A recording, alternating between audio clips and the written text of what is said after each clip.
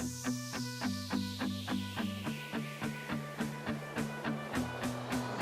teman-teman, sahabat CDP Anak-anak, perkenalkan saya Eka Suryanti dari SMK Negeri 1 Tabanan.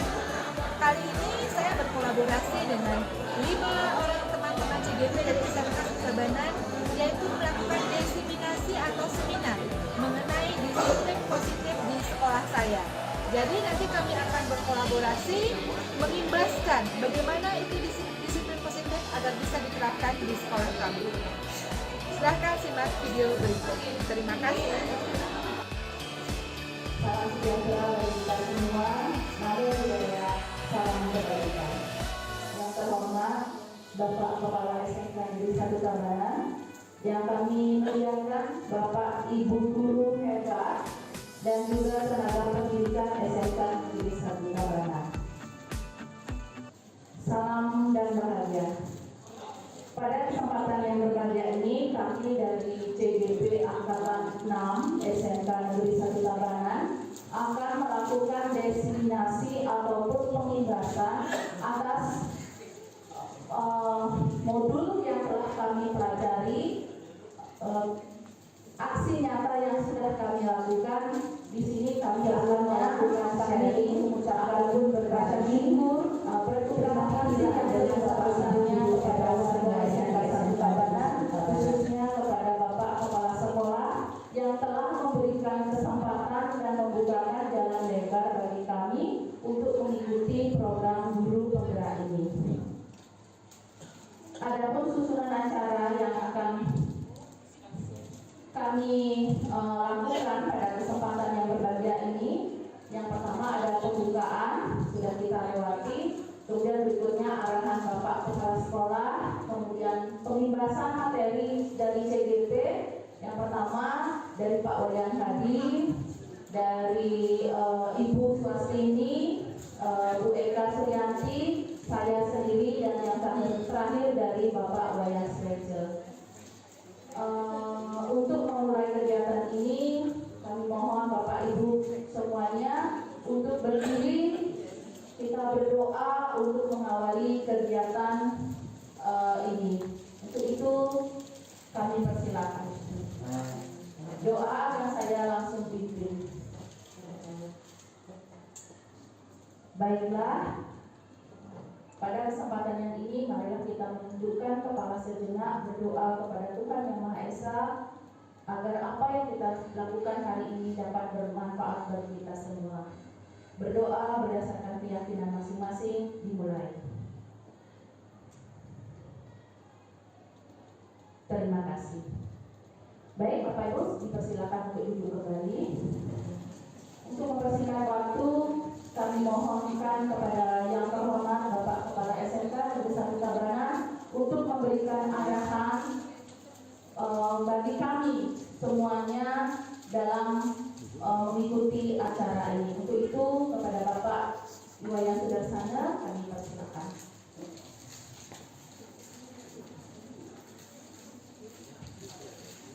Udah, Mi.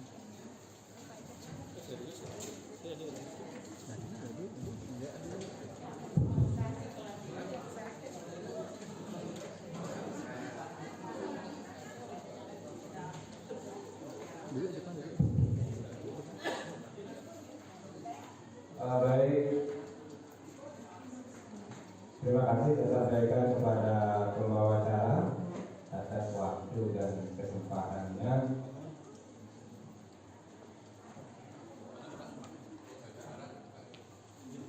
Bapak Ibu dari guru, dari tenaga pendidikan yang dia hormati, sebelum dia memberikan beberapa ungkapan, kita sebaiknya bersama-sama mengaturkan pengasungkara. Om Swastiastu. Assalamualaikum warahmatullahi wabarakatuh. Salam sejahtera untuk kita semua, salam kebajikan. Mari kita bersama-sama memanjatkan puja dan puji syukur pada Tuhan Yang Maha Esa, Ide Sang Yang Widiwasa, karena berkat kita bisa berkumpul hari ini. Kita bisa berkumpul hari ini guna mengikuti kegiatan destinasi, pemimbasan, atau orang menyebut juga kolaborasi, berbagi. Nah itu ya, jadi banyak istilah. Tapi intinya ya ini sharing. Ibu bisa memperoleh ini dari sumber langsung, dari narasumber. Sehingga kelima ini dititipi, dipercaya untuk menyampaikan kepada Bapak Ibu semua. Yang sampaikan dari sekali bahwa pendaftaran untuk guru penggerak masih terbuka. Kalau tidak salah sekarang sudah yang ke-8, yang ke-8 ya. Jadi Bapak Ibu yang berminat, nah ini kan tidak bisa dipaksa ya, tidak bisa dipaksa. Yang berminat ingin memperdalam pengetahuan tentang ilmu pendidikan, jadi kenapa tidak mencoba?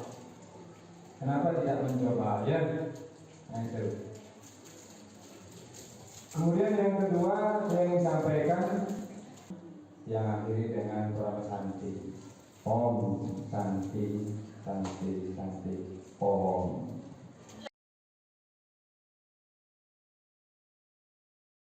Membuat anak-anak itu punya yang disebut dengan soft skill gitu. Kita harus mampu membuat dia itu untuk mengontrol dirinya. Karena tidak selamanya seorang guru itu bisa mengontrol siswa. Disiplin berbeda dengan hukuman. Jadi meskipun disiplin sering diterapkan dengan menggunakan teknik hukuman. Jadi hukuman itu hanya tekniknya saja. Disiplin lebih besar daripada itu. Kita flashback lagi, kalau di pembelajaran guru penggerak, ini yang kita dicekokin lagi pertama. Saya sampai mengingat-ingat dan wah-wah gitu ya. Bagaimana filosofi beliau itu menjadi inspirasi bagi pendidikan Indonesia. Beliau di dalam filosofinya menekankan bahwa siswa bukanlah kertas kosong. Jadi bukan tabula rasa. Jadi bukan kertas kosong yang siap ditulisi, enggak. Bahwa siswa itu adalah kertas yang sudah ada samar-samar tulisannya. Kita hanya menebalkan saja. Siswa itu punya yang disebut dengan kodrat alam. Ya, perkembangan zaman menyebabkan dia memiliki kodrat zaman. Kodrat alam ini yang tidak bisa dirubah. Saya yang sedari kecil itu tidak pernah minum susu, itu adalah kodrat saya. Jadi teman-teman yang cerdas mungkin minum susu dari kecil, itu kodrat mereka. Kita tidak bisa samakan. Terus yang kedua adalah semua anak terlahir dengan bakatnya masing-masing. Ini yang perlu kita pahami bersama-sama. Tidak harus siswa yang tidak bisa menjawab soal matematika harus kita suruh berdiri di depan. Kita harus pahami dia. Tujuannya adalah akhir dari sebuah pendidikan adalah budi pekerti, pembentukan karakter. Terus dari segi guru, tugas guru diingatkan kembali bahwa kita adalah pamong. Bahwa kita berfungsi untuk menuntun bakat tersebut agar anak tumbuh dengan selamat dan bahagia. Tujuannya adalah selamat dan bahagia. Mereka senang untuk belajar, mereka paham akan apa yang dia pelajari dan mereka mampu menerapkannya kelak di masyarakat, bukan terbeban untuk belajar. Guru ibarat petani, kata Ki Hajar Dewantara, yang ibarat biji padi. Biji padi ditanam nggak akan mungkin tumbuh jagung. Tapi pasti akan ada rumput-rumput banyak di sekelilingnya. Tugas seorang petani adalah merawat, memupuk, dan segala macam. Tapi masalah nanti jagungnya itu mau tumbuh, isinya tongkolnya 1, tongkolnya 2, itu adalah kodratnya sudah. Terus kodrat alam dan kodrat zaman yang saya tadi sampaikan, yang terkorelasi juga dengan peran dan fungsi guru. Terus yang terakhir adalah keberpihakan pada anak. Terkadang ego kita melihat siswa itu adalah sebagai objek. Kita jarang mau melihat dari sisi siswa itu sendiri. Kenapa dia terlambat?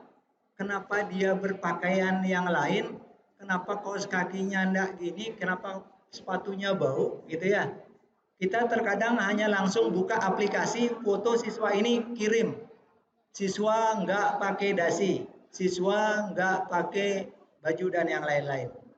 Di dalam menjerumuskan anak mendapatkan punishment. Oke, selanjutnya adalah nilai-nilai guru.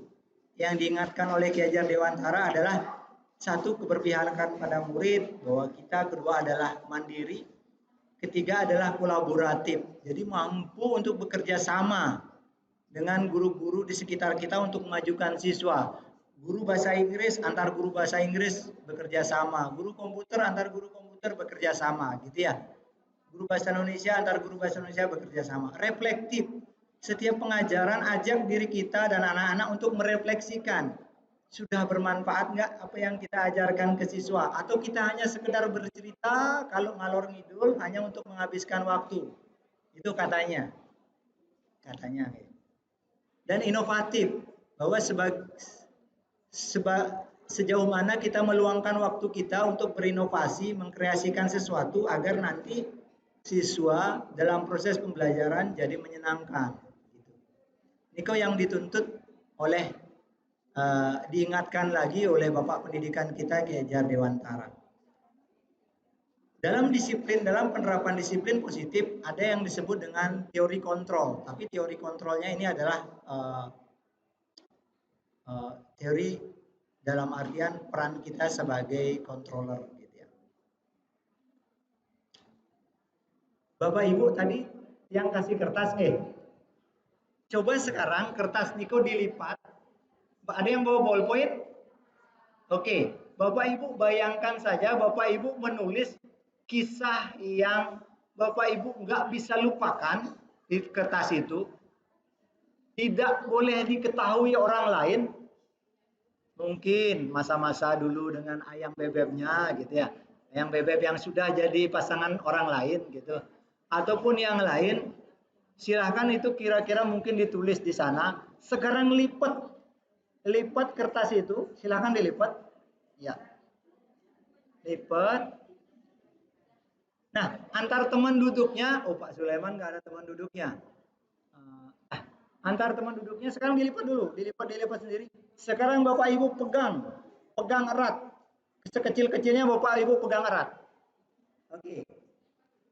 Nah, yang duduk di lajur kiri, ini kan berdua, ini berdua. Ya, kan ada dua. Nah, sekarang yang sebelah kiri Bapak Ibu itu memegang erat, dan yang sebelah kanannya itu mencoba membuka. Silakan Bu Dewi, itu Bu Ari Janawati mungkin berusaha membukanya. Bu Dewi jangan biarkan. Silakan coba dibuka. Tapi jangan biarkan terbuka. Yang memegang jangan biarkan terbuka.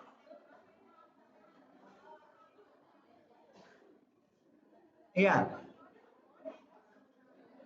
Ya. Oke. Ya, cukup. Oke.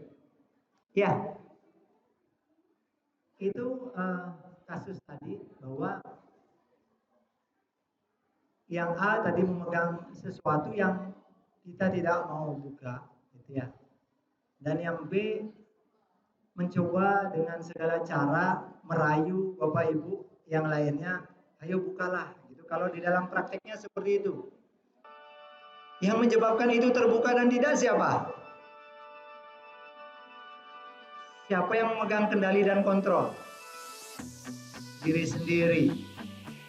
Pertanyaannya, siapa sesungguhnya pemegang kontrol yang menutup kepalan tangan atau berusaha dengan segala cara membuka kepalan tangan rekannya? Adalah diri kita.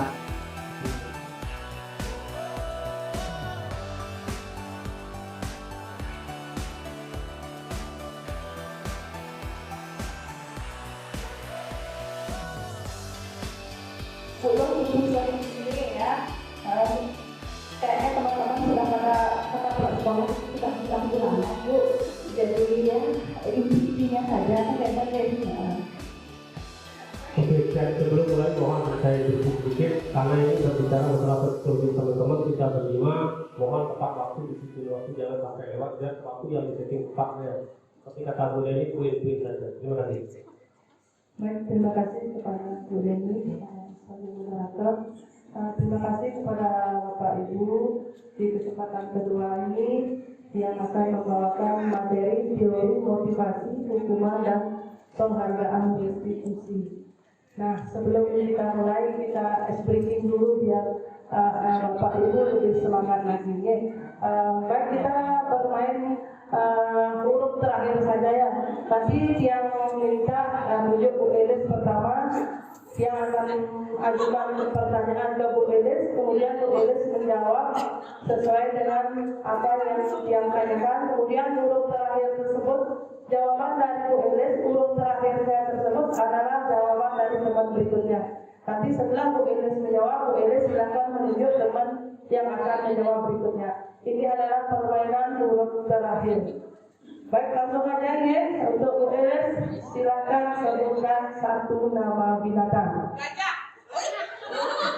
Gajah. Baik, huruf terakhirnya silakan dilempar ke mana?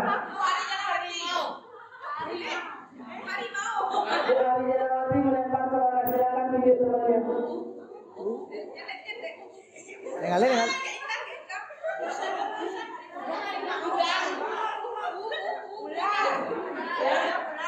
Ular. Silakan Bu. Tunjuk Bu Ular. Rusa.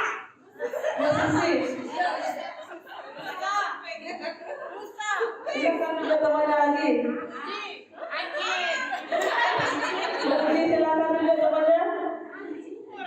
Gajah. Gajah sudah disebutkan tadi. G. Gorila. Ya, silakan boros tunjuk temannya lagi satu. Weka. Ya, oke. Mereka mau tunjuk teman lagi? Pak Swasta. Ayam. Oke, luar biasa sekali. Selamat untuk kita semua.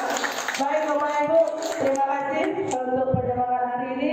Mari kita lanjutkan ke topik materi yang kedua, yaitu terkait dengan teori motivasi, hukuman dan penghargaan restitusi. Baik, sebelum kita mulai, yang buka dengan pengajar umat Om Swastiastu.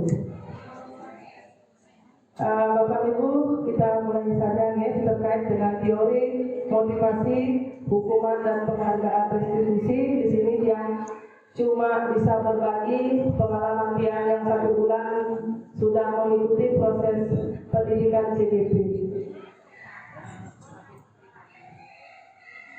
Mungkin ini sudah tadi disampaikan oleh Pak Adi ya. Kita lanjut saja ke motivasi. Nah, di sini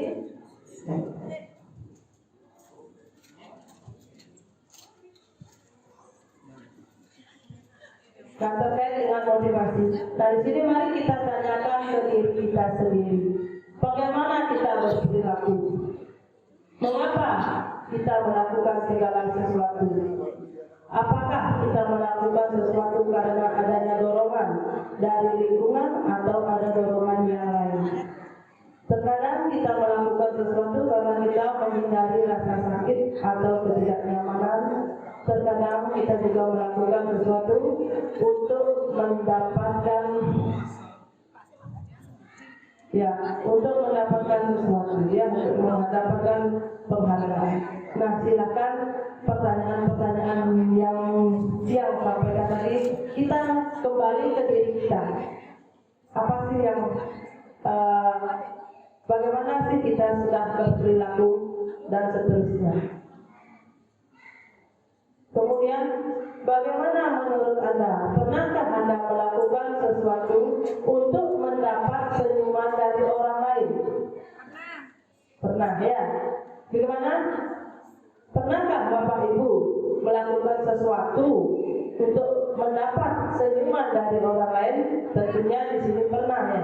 Kalau kita melakukan sesuatu tanpa diberi senyuman oleh teman kita di sebelah atau Bapak Ibu yang lain, pasti apa yang kita lakukan itu terasa puasin ya.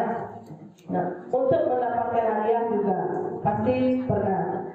atau untuk mendapatkan uang, apalagi kira-kira alasan orang melakukan sesuatu. Baik, nah untuk mengetahui lebih jauh lagi mengenai motivasi manusia, mari kita lihat pemaparan Dian Gusin dalam bukunya Restructuring School Discipline, menyatakan ada 3 motivasi perilaku manusia. Nah, 3 perilaku motivasi manusia di sini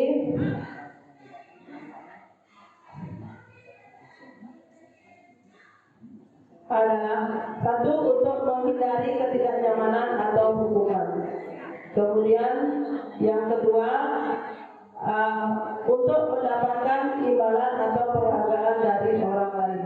Yang ketiga, untuk menjadi orang yang mereka inginkan dan menghargai diri sendiri dengan nilai-nilai yang mereka percaya. Nah, ketiganya ini adalah merupakan dalam menghindari ketidaknyamanan atau hukuman. Di sini sifatnya itu tingkat terendah dari motivasi perilaku manusia. Itu merupakan tingkat terendah dari motivasi perilaku manusia, dan motivasi yang pertama ini bersifat eksternal yang datang dari luar. Kemudian yang kedua, untuk mendapatkan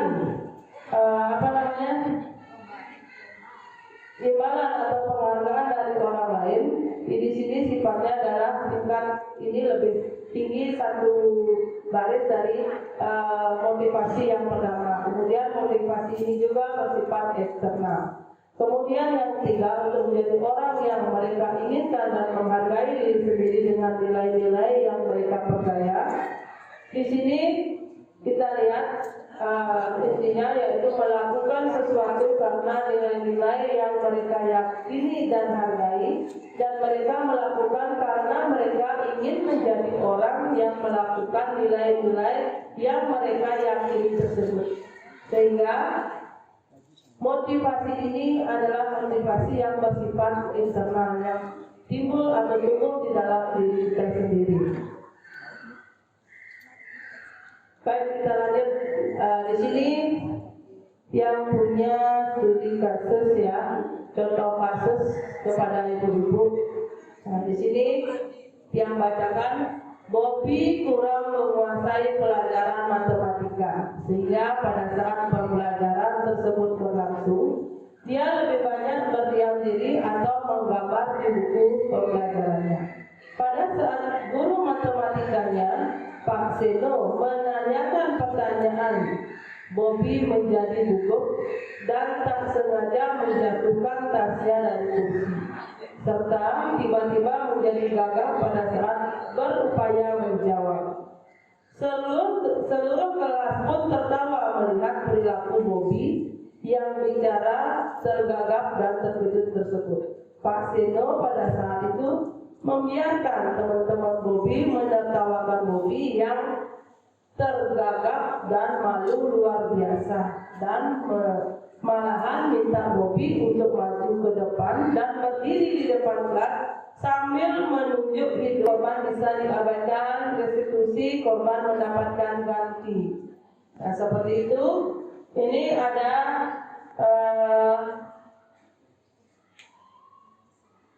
nah, sampai di sini konsep jadi buruk, konsep jadi balik, dan konsep jadi kuat.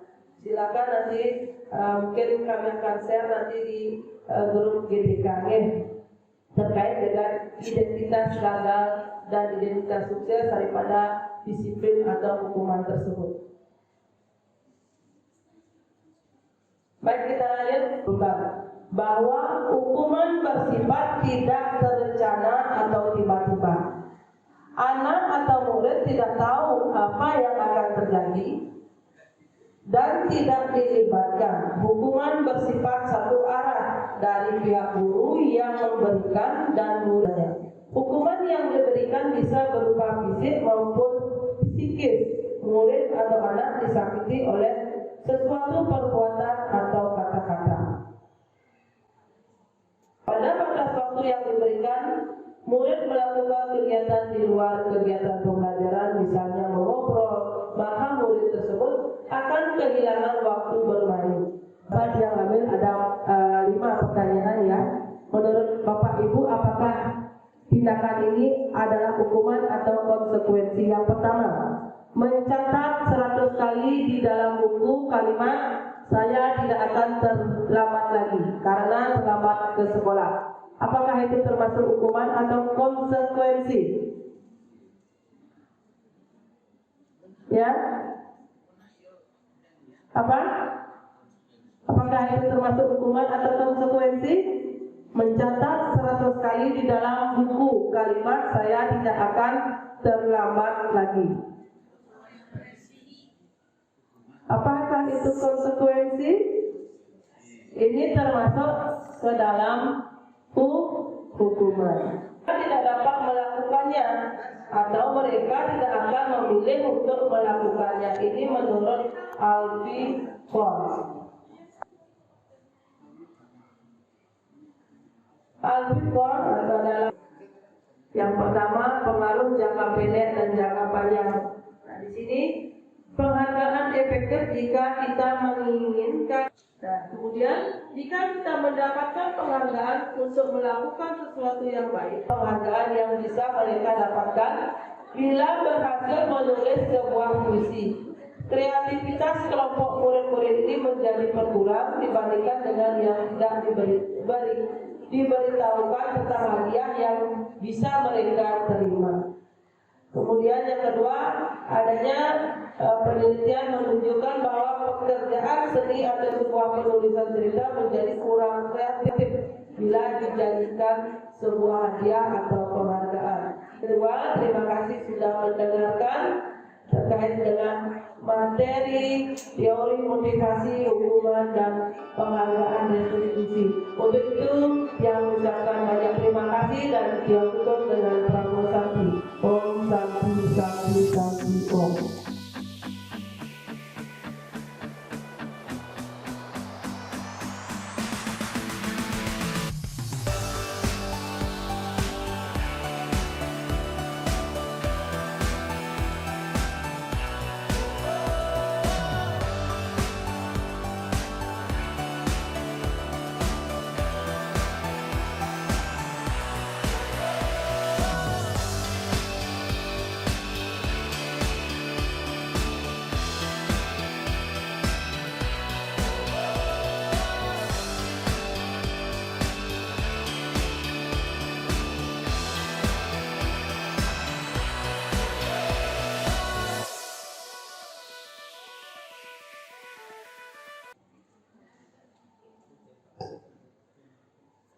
Nah, kali ini materi saya tentang keyakinan kelas. Jadi, saya bilang tadi ya, hal-hal positif itu harus dimulai dari hal-hal kecil.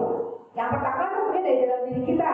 Gimana kita menerapkan hal positif dalam diri kita. Kemudian kita di sini adalah sebagai seorang guru. Nah, sebagai seorang guru, hal kecil yang bisa kita ubah tentunya dari siswa kita, dari murid yang kita ajar.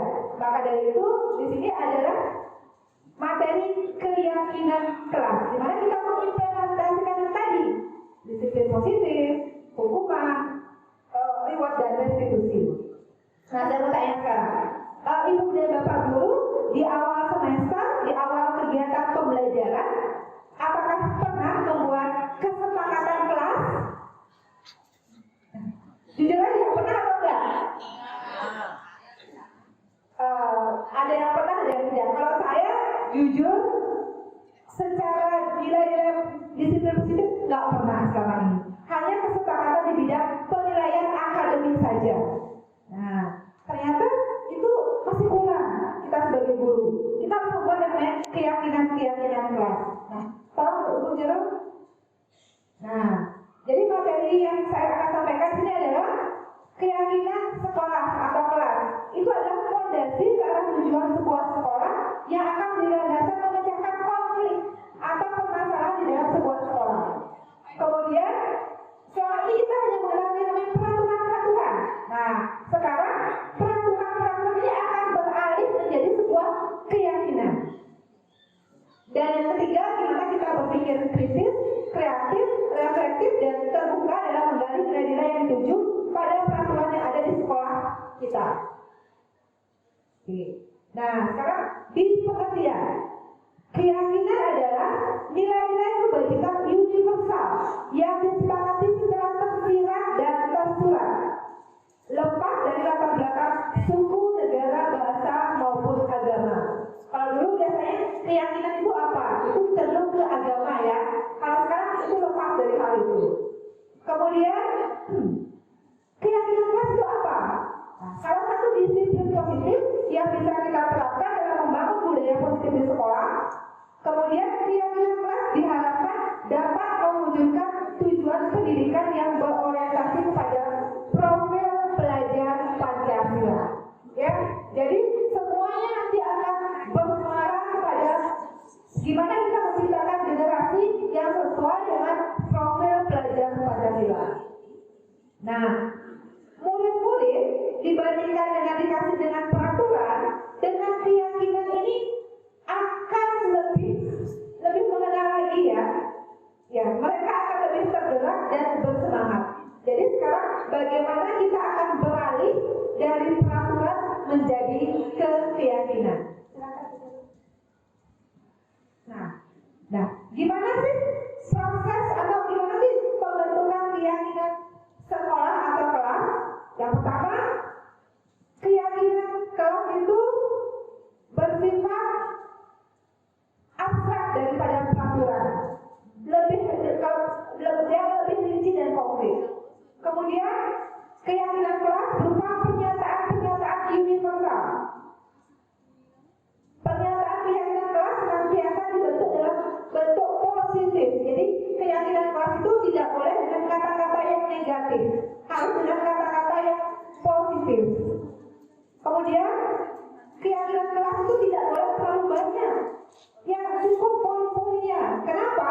Agar diingat oleh semua warga kelas dan gampang untuk dipraktekkan. Kemudian keyakinan kelas harus diterapkan di lingkungan tersebut. Kemudian semua warga kelas hendaknya ikut berkontribusi dalam pembuatan keyakinan kelas melalui kegiatan curah pendapat atau diskusi. Dan yang terakhir, kita harus bersedia meninjau kembali keyakinan kelas dari waktu ke waktu. Jadi keyakinan kelas itu idealnya dibuat di awal semester. Kemudian ditinjaunya itu kapan? Mungkin saat terjadi pelanggaran di keyakinan kelas itu kita tinjau kembali. Kemudian habis liburan panjang, belum semesteran, kita tinjau kembali keyakinan kelas tersebut. Oke, berikutnya adalah prosedur pembentukan keyakinan sekolah atau kelas. Yang pertama, kita membebaskan seluruh warga kelas atau warga sekolah untuk berdiskusi, bertukar pendapat tentang peraturan yang perlu disepakati di sekolah. Yang kedua, kita mungkin kalau sekarang zamannya IT, di kelas bisa pakai LCD, atau mungkin ada yang juga mau pakai poster berupa kertas manila juga bisa. Ya, jadi di situ nanti kita bisa menuliskan atau mencatat semua masukan-masukan dari warga kelas atau warga sekolahnya.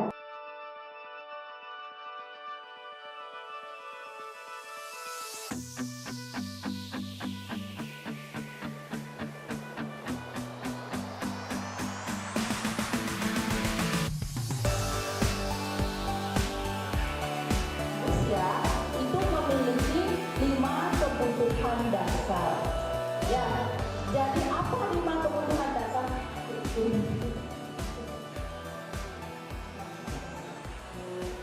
Ya, yaitu mungkin cenderung ke kesenangan atau fun ya, tapi pada orang beda-beda ya, jadi jangan sedikit kalinya ya. Oke, ini akan dibawa Bapak Ibu, dibawa deh alam sadarnya sampai ya menjadi masyarakat. Kenapa? Kan sih nak dadi toh ini. Nah kan akhirnya begitu. Terus buat apa kita membuat peraturan atau kesepakatan? Nah inilah pemerintah yang ingin manusia. Ya, salah satunya tadi ada kata yang mungkin sedikit menyentil bagi kita semua, yang terutama bagi yang suka berkedok, begitu kan? Itu intinya begitu tadi. Kan hidupnya gitu tadi. Gimana ya Pak Sosto lagunya tadi ya? Nggak tahu. Iya, janjinya begitu ya nangis iya nanggilnya dengan mitra. Jadi dia kan berkedok aja kan, kedoknya dia nanti begitu ya, kedoknya bagus Bapak Ibu, kedoknya bagus gitu ya, tapi vibes-nya ujung-ujungnya sama iya sama selingkuhannya ya, itu apapun namanya itu. Nah itu juga menjadi sekarang kebutuhan ya, kebutuhan manusia. Nah dalam CGP ini yang saya pelajari ya, jadi ternyata kita sebagai manusia itu memiliki 5 kebutuhan dasar. Ya, jadi apa 5 kebutuhan dasar?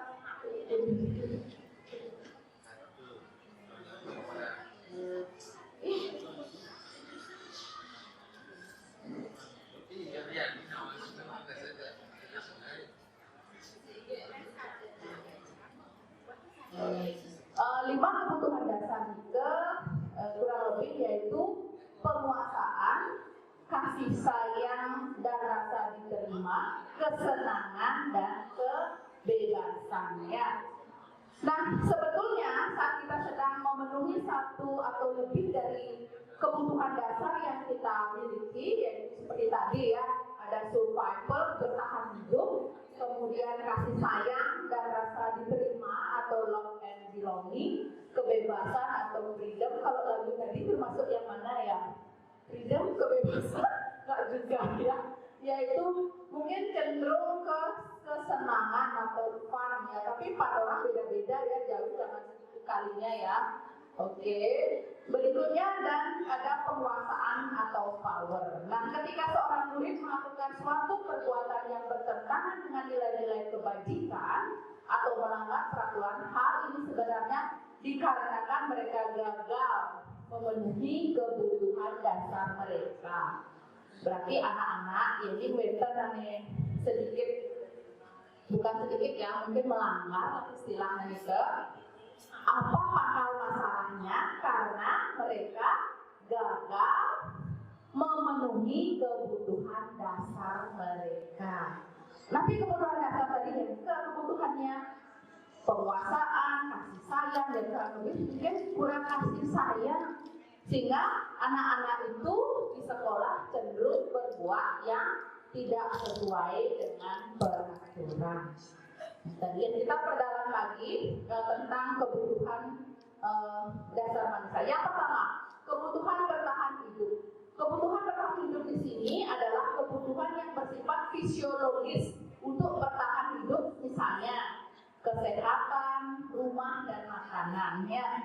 Dan mungkin kalau kita telusuri, dan kita mungkin tidak melakukan itu Bapak Ibu, kalau kita telusuri anak didik kita ya, mungkin masih banyak yang belum memenuhi kebutuhan bertahan hidup itu. Rumahnya masih ngontrak, mohon maaf ya, kemudian kesehatannya terganggu, termasuk kesehatan psikologi. Niko ngerangan anak-anak banyak yang kerauhan, ke salah satunya belum bisa memenuhi kebutuhan fisiologi. Oke, jadi ya mungkin Niko perlu ilmu kebatinan dibilangnya, sehingga anak-anak kan, tapi namanya karena tidak terpenuhi unsur Niko di sekolah lah, failnya seperti itu. Maka sebagai seorang guru, bagaimana mengatasi itu? Yang kita penuhi kebutuhan yang tidak dimiliki oleh anak-anak itu. Tapi ya janganlah kalau bisa kita sebagai seorang pendidik untuk mengatasi hal-hal yang demikian, ya kita harus bisa mengambil nilai positif dari apa yang anak lakukan, sehingga ini tidak akan menjadi viral atau viral ya, jadi kerauhan berjamaah jadinya, karena anak itu kita beri panggung ya. Jadi kita pesan saya untuk mengatasi hal ini, anak-anak janganlah diberi panggung ya. Nah, karena ini kebutuhan psikologisnya tidak terpenuhi, itu yang kita obati. Jangan sampai salah memberi obat atau salah diagnosa. Oke, berikutnya adalah kasih sayang atau rasa yang diterima. Nah, kebutuhan ini dan 3 kebutuhan berikutnya adalah kebutuhan psikologis. Ya, kebutuhan untuk disayang dan diterima meliputi kebutuhan hubungan dan koneksi sosial, kebutuhan untuk memberi dan menerima kasih sayang, dan kebutuhan untuk merasa menjadi bagian dari suatu kelompok. Ya, mungkin anak-anak orang tuanya semua pada sibuk kan, jadi sibuk mencarikan uang atau mencari nafkah untuk anak-anaknya, sehingga ada bagian yang tertinggal, yaitu memberikan kebutuhan kasih sayang. Sibuk ada pipes, amon beli pulsa, amon beli bensin dan lain sebagainya. Kalau zaman dulu kan orang tua kita tidak sesibuk itu kan Bapak Ibu, tapi yang fine-fine aja zaman dulu ya, tapi sekarang sibuk oleh pipes, telapis dan lain sebagainya ya, untuk memberikan kebutuhan kesenangan anak-anak yang mungkin ini ya kadang-kadang bisa kalau nggak dikontrol bisa positif bisa negatif. Misalnya karena kita sibuk ya nggak, anak-anak SMP diberikan sepeda motor. Apakah itu positif dan negatif? Nah, ada positif negatifnya. Positifnya mungkin kita bebaskan simpen kantor mana aja mau pergi masuk, tapi negatifnya satu, anak belum cukup umur, kedua membiasakan menanamkan anak itu menabrak peraturan. Ini akan dibawa Bapak Ibu, dibawa dari alam sadarnya sampai dia menjadi masyarakat. Kenapa? Kan sih nak dadi kok ini polisi tadi bayar dia melanggar nak dadi kan akhirnya begitu. Terus buat apa kita membuat peraturan atau kesepakatan? Nah, inilah pemerintah yang ingin diubah sebenarnya mindsetnya. Siapa yang bertugas sebenarnya? Si orang tua dan kita sendiri sebagai pendidik atau guru. Berilah vibe positif itu kepada anak-anak. Dan masih banyak hal lagi yang mungkin ini menjadi sesuatu yang tidak baik, penanaman tidak baik. Itu berikutnya adalah penguasaan, kebutuhan pengakuan atas kemampuan. Kebutuhan ini berhubungan dengan kekuatan untuk mencapai sesuatu, menjadi kompeten, menjadi terampil, diakui atas prestasi, dan keterampilan kita didengarkan dan memiliki rasa dihargai. Nah, Niki maksudnya penguasaan Niki adalah setiap anak, Bapak Ibu, memiliki karakteristik dan kemampuannya masing-masing. Anak anesim demen matematika belum tentu loh dia akan gagal dalam hidupnya. Anak yang tidak suka bahasa Inggris akan gagal, tidak. Nah, poin positifnya adalah kita memberikan pengakuan itu di kelas. Istilahnya kita beri anak itu vibes yang positif. Contohnya, kalau kita menemukan anak-anak rajin sembahyang misalnya, bukan ke dewan-dewan, terus dia sering bantu-bantu Bu Widya misalnya di pura dan lain-lain. Nah, anak ini harus kita beri dukungan positif, diberi penghargaan, tidak hanya yang menjuara, jadi juara satu aja. Apa sih tujuan kita memberi juara atau memberi pengakuan itu? Kan hanya untuk, maksudnya kan, biar termotivasi. Anak-anak termotivasi, yang lainnya untuk jadi juara. Coba pikir Bapak Ibu sekarang. Yang jadi juara 1, 2, 3 kan orangnya itu saja. Pernah Bapak Ibu melihat anak yang ranking terakhir, anak paling betul karena motivasi melihat temannya juara, dia akan jadi juara. Pernah nggak melihat? Nggak pernah. Bilang ini itu. Kalau tidak ada kesadaran dalam diri, ya udah, ya segitu aja. Nah itu dia, makanya tadi dibilang punish and reward, punishment dan reward itu adalah sama-sama patuh loh. Makanya kenapa sekarang raport itu tidak ada ranking, itu permasalahannya. Ya, jadi semua itu harus ada muncul dari dalam diri sendiri dan harus kita dukung. Ya mau anak demen lain tinggal aja Pak Lurah, nih atlet, kalau atlet kita beri penguatan. Kadang ya sih bisa bahasa Inggris tak dari atlet penting sih, karena mau matematika perlunya mengukur lapangan berapa kilo saya akan lari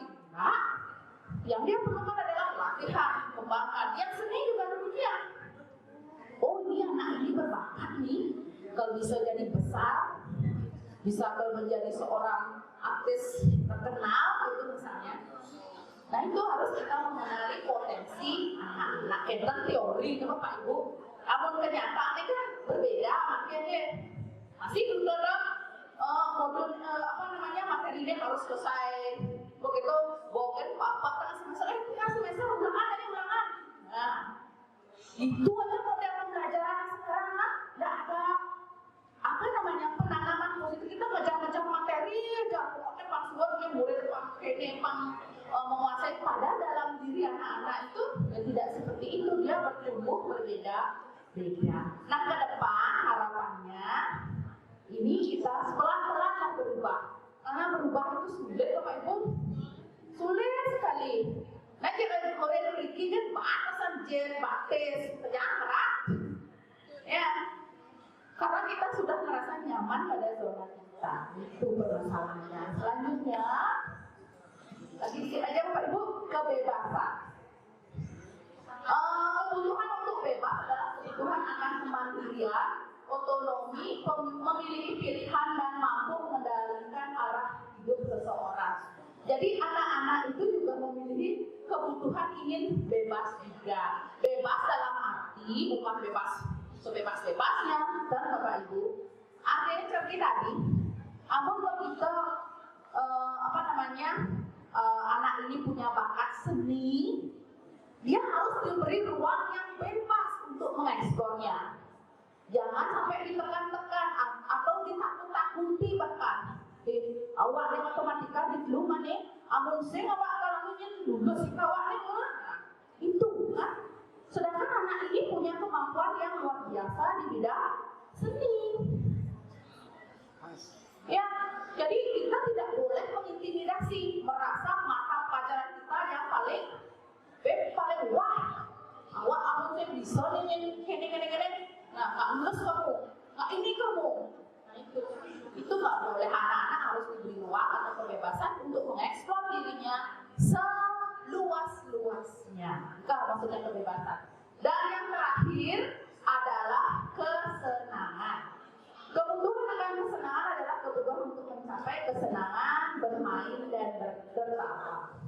Bapak Ibu kalau di kelasnya sama kayak sekarang misalnya, amun guru sudah on-onan gitu, apalagi muridnya. Murid juga butuh kesenangan. Coba guru penampilannya berantakan, ngomongnya kanin kau. Siapa yang mau dengar kan itu? Jadi anak itu juga perlu variasi dalam kita mendidik. Itu juga Bapak Ibu.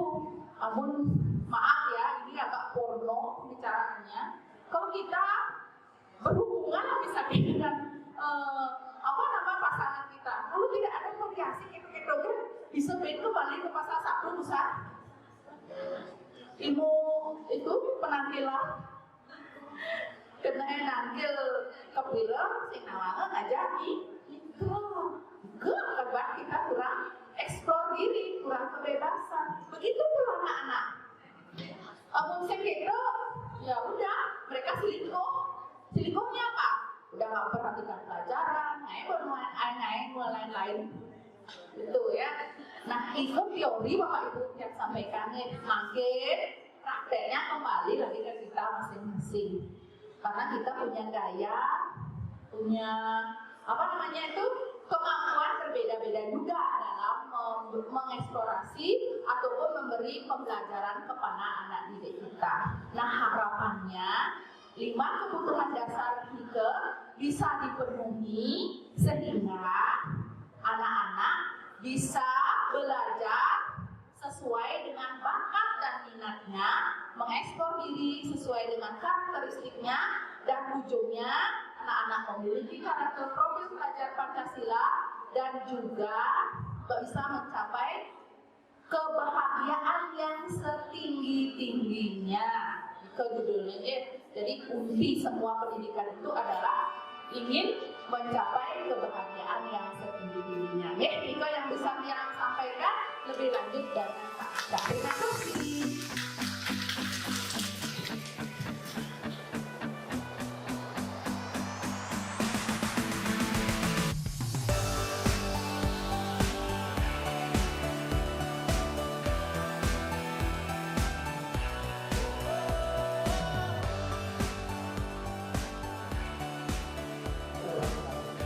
ini guru mohon dibantu.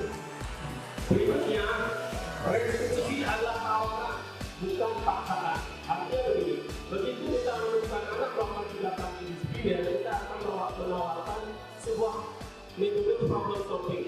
Kita tidak boleh maksa. Kita harus mencarikan sebuah solusi. Dari kesalahan kamu akan ada solusi seperti ini untuk memperbaiki kesalahan mereka.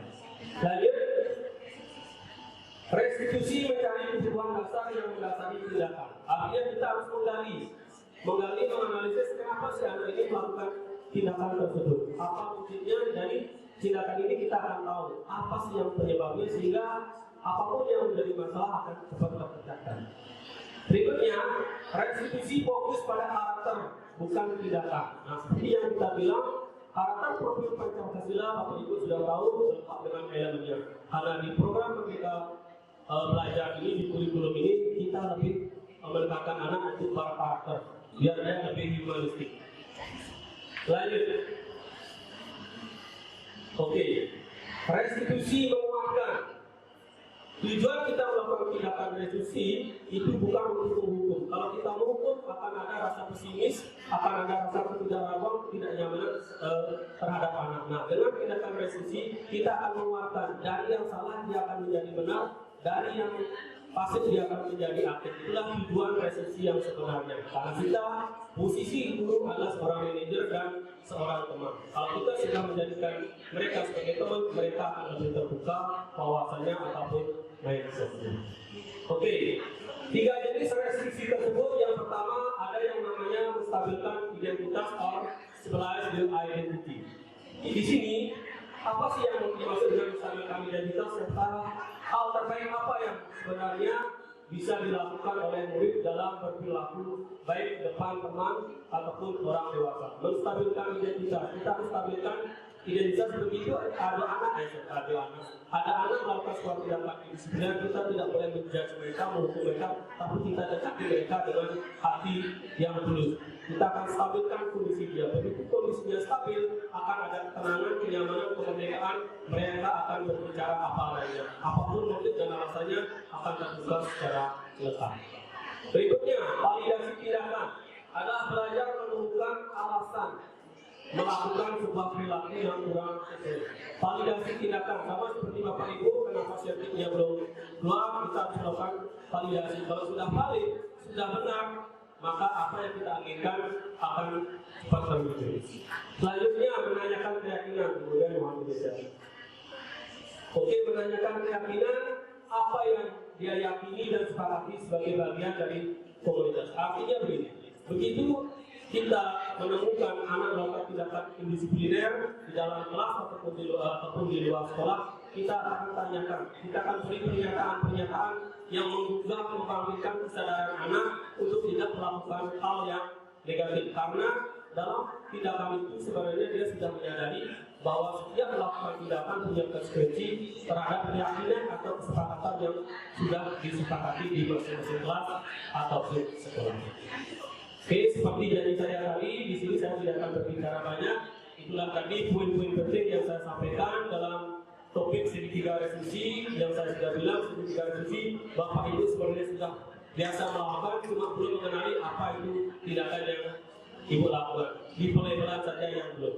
Oke, terakhir saya akan tutup dengan sebuah pantun yang mungkin ditunggu-tunggu oleh Bapak Ibu.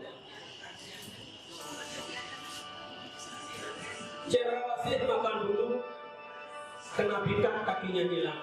Terima kasih wahai teman-teman guru, misalnya kita makan siang. Oh, kita bisa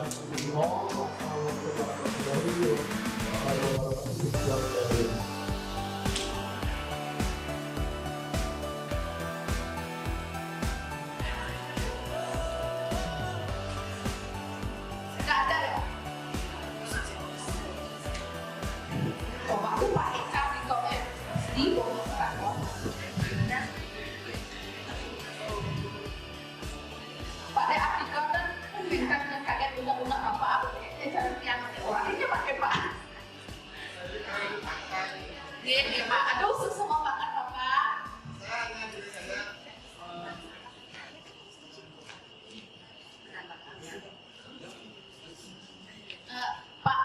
ye, bapak nak rekam yang pakai dikit pak ada kesan diangnya, masuk. Nah, jangan gimana pak? Terima kasih ya atas pertanyaannya. Terus tadi apa itu materi yang dipakaikan tidak semuanya bagus, jadi tidak perlu tapi bacanya bisa. Hanya mengomentari saja. Jadi materi yang diberikan tadi yang disampaikan tadi itu semuanya tidak bagus, hanya saja misalnya tampilan depan tidak terbaca di belakang gitu. Jadi kalau nanti menyampaikan materi, kalau Pak Adi kan bilang tadi artinya tidak bagus tuh. Jadi kayak itulah barangkali. Sehingga kita bisa membaca sambil mendengarkan juga bisa membaca. Terima kasih bisa beres. Ya, terima kasih Bapak Atike. Jadi Bapak masukan yang luar biasa. Kemudian yang sama Bu Eka ini tadi cara atau ya Bu Eka itu. Terus terang ya Pak, yang dengan slide. Yang nak mudah bisa dibuat yang di dalam sini. Ini Pak masukan Bapak luar biasa nanti yang kedepannya karena itu serangan Pak ini 3 modul ya. Setiap akhir modul nanti benteng kayak sini destinasi. Nanti Bapak Ibu berpikir kan di mana ada dismenisasi. Nah, ada penjelasan di situ ada nasi kan? Nah, nasi. Yang semua Pak artikel wetan balik ya ada lianan balik siki mantan Pak. Ini yang menulis mana sih tadi?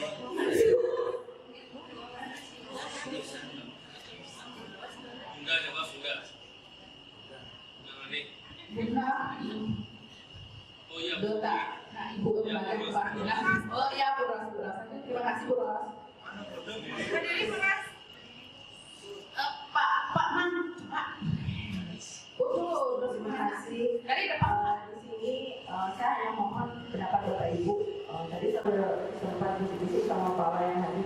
Kita punya murid Papua nih. Tadi ada dibilang bahwa kita bahwa siswa itu belajar sesuai dengan kodrat alam dan kodrat zaman. Gimana sih menurut Bapak Ibu di depan tentang kodrat alam mereka yang kita bawa ke sini? Karena saya punya anak asuh satu ya walaupun mungkin dibandingkan dengan punya anak asuh dari ibu-ibu yang seangkatan dengannya memang bimbingan gitu. Tapi saya merasa saya juga beberapa kali memanggil dia karena ada keluhan dari teman-teman dulu gitu, ibu kerjakan ini begini dan seterusnya. Saya berusaha manggil karena jurusan juga sama yaitu akuntansi, jadi saya juga berusaha membimbing gitu, tapi ya masih menurut saya lebih susah saya membimbing secara pribadi juga dibanding dengan satu kelas yang biasa gitu. Terima kasih. Terima kasih banyak Bu Ros. Jadi waktu itu pertanyaan berkualitas. Betul. Ini benar sekali nih apa yang dikatakan Bu Ros karena kita memang ada kasus itu memang ada di sekolah. Nah, mungkin jadi biar saya saran-saran ya jawaban ini Pak Eca sama ini nanti itu jawaban mungkin. Oke, sebelumnya saya ucapkan terima kasih yang luar biasa untuk kolaborasinya hari ini ya. Seperti Bu Deni bilang akan selalu ada kolaborasi dan akan selalu ada nasi. Oke, karena tadi Bu Deni di awal sempat sampaikan kenapa saya harus selalu bersemangat karena memang saya ingin menjadi kepala sekolah dan saya tidak mau munafik ya. Karena apa? Saya ngomong bukan di sini saja. Waktu tes wawancara dengan para profesor orang itu saya bilang, apa tujuan Anda ya? Saya tidak jadi kepala sekolah. Kalau saya tamat tidak jadi kepala sekolah, saya akan jadi guru penggerak yang mangkrak, yang tidak bisa melakukan perubahan. Hanya dengan menjadi kepala sekolah kita bisa optimal melakukan sebuah perubahan kolaborasi. Kalau saya kemarin sudah ngomong berlima dengan kepala sekolah, Bapak Ibu silakan kasih ide, tapi kalau ide tidak bisa jalan, mohon maaf jangan tersinggung. Itu menjadi aset. Aset yang bagus kalau dia bukan jadi set-set, ya. Oke, kasusnya Bu Ros pernah saya alami ketika Bu Eka dan Bu yang pensiun siapa namanya ya? Bu Sri Handayani mencari saya, Pak Eca, ini ada anak orang Papua tidak mau belajar, katanya Pak Eca keras. Bu, silakan buka rekamannya. Saya nggak pernah keras sama anak. Apalagi saya banting, saya nggak pernah. Kasih omongan keras pun saya nggak pernah. Kenapa dia tidak mau belajar bahasa Inggris? Satu, dia bilang good morning aja tidak bisa. Hanya pas masuk saya dekati. Kamu cukup, saya tidak sadari ya, yang namanya segitiga. Kamu cukup hadir saja. Dan Bapak tidak akan pernah memaksa kamu untuk bikin PowerPoint. Karena untuk menghidupkan laptop aja kamu susah. Bukan Bapak menghina, karena kondisi kodrat alam kamu di sana itulah yang terjadi. Kodrat alam itu kemampuan hakiki yang dia miliki. Jadi seperti Bu Ros, kenapa pusing? Karena Bu Ros punya menyeragamkan kemampuan tujuan pembelajaran yang Ros ingin samakan itu tidak bisa. Makanya saya setiap ada seminar saya selalu kuat-kuat. Karena kurikulum merdeka dengan investasi ini jawaban dari api. Kita disuruh mendidik anak berkodratkan sesuai dengan kodratnya. Tetapi di kurikulum itu bukan sesuai kodrat. Di kurikulum itu adalah pendidikan yang memberikan manusia. Sementara diajar dewasa adalah pengajaran yang memanusiakan manusia. Ajarilah mereka sesuai dengan kodratnya, seperti Pak Adi tadi bilang. Kita ini dianurkan seorang petani, seorang murid adalah jagung. Jagung ya bertumbuh menjadi jagung. Tapi kenyataannya di kurikulum jagung disuruh berbuah pukul, berbuah jagung, berbuah ini, berbuah itu. Itulah yang salah konsepnya. Mudah-mudahan saya diangkat jadi menteri pendidikan akan santai. Dan tidak ada ulangan umum, ulangan PTS. Cukup Bapak Ibu, saya kasih kemerdekaan untuk memberikan penilaian. Itu ya. Terima kasih.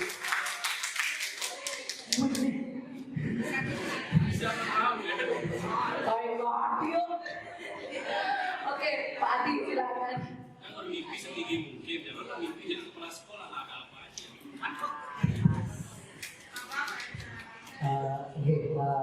Yang record soalnya ini karena menjadi dokumentasi nanti dalam artian kita di depan ini bukan acting duit, dalam artian bukan pengambilan skin untuk kita jadikan formalitas, tidak. Ini disebut dengan aksi nyata. Bapak Ibu lah yang menilai kami tidak berkualitas ataupun tidak unggul ataupun mungkin ada peluang untuk unggul ataupun yang lain-lain. Tapi proses ini dalam artian kegiatan kita di diri penggerak adalah di awal seperti materi tiang yang kecepok buat tiang gitu ya, adalah membangun memang lingkungan positif. Kita tetap dalam artian tiang sebagai staf manajemen pasti akan mensupport apa yang disampaikan Bapak Kepala Sekolah dan kami semua. Tapi kan kita boleh mengkritisi ya untuk hal yang lebih baik. Inti dari kolaborasi adalah kita bersama-sama membangun. Teman-teman yang menyuarakan adalah tim pengembang, tapi sebenarnya suara-suara itu dari bawah. Apa yang kami kembangkan harusnya muncul dari bawah, bukan ide semata-mata 20 tim pengembang. Sehingga teman-teman di guru tidak apresiasinya atau ide-idenya tidak tersalurkan. Itu sebenarnya tidak bagus, itu tidak diperbolehkan di dalam materi guru penggerak yang disebut dengan menggali potensi positif. Oke. Terima kasih untuk perhatian teman-teman tadi, karena kita ngomongin tentang membangun lingkungan positif yang seperti yang saya sampaikan. Jadi kita harus sadar bahwa lingkungan kita memang sudah bagus, tapi untuk memajukan ke depan kita perlu suasana lingkungan yang positif. Lingkungan positif itu dibangun dari teman-teman sendiri. Lingkungan positif bisa hadir jika teman-teman merasa bahwa teman-teman ada pada lingkungan negatif. Jadi kita tidak akan bisa mengukur ketinggian sesuatu kalau tidak pernah tahu kedalaman sesuatu. Itu intinya. Bapak Ibu tidak akan tahu pernah namanya positif kalau Bapak Ibu tidak tahu negatif. Sekarang kita pada posisi yang di mana? Kan gitu dulu. Karena saya sambungkan dengan materi saya dengan disiplin positif. Disiplin yang sudah kita buat untuk anak-anak, teman-teman berlomba-lomba mesut anak-anak. Itu juga yang saya lakukan di awal. Saya cenderung melihat anak-anak, saya deketin, saya ajak ngobrol. Walaupun saya foto, dia itu hanya sebagai penyampaian ke teman-teman saya. Saya tidak sengaja. Itu saya sadari karena saya memang pernah terlibat di dalam disebut dengan PNK, pendidikan nilai-nilai kemanusiaan. Jadi Human Value Education itu sangat penting kita membangkitkan anak-anak menyadari dulu kesalahan dia sebelum kita bilang dia salah. Seperti itu. Terus untuk pelajaran kolaborasi, mudah-mudahan dengan kegiatan ini teman-teman bisa membangkitkan lagi kegiatan LMS-nya, bagaimana menata LMS-nya biar rapi gitu nih.